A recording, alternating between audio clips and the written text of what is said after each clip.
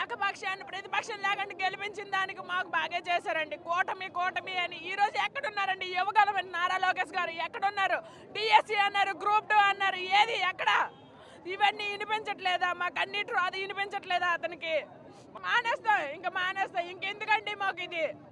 రాసిన లేని అవకాశం లేనిది వాళ్ళు గవర్నమెంట్కి బెనిఫిట్ అవ్వాలని ఈ నోటిఫికేషన్ ఏదో కోర్టు ద్వారా అది ఇది చేసి ఎగ్జామ్ పెట్టేసి ఈ 900 పోస్టులతో మళ్ళీ వాళ్ళు ఎగ్జామ్ వాళ్ళు గవర్నమెంట్లో ఏదో మేము కల్పించామన్నట్టు చూపించడం కోసం ఇదంతానండి.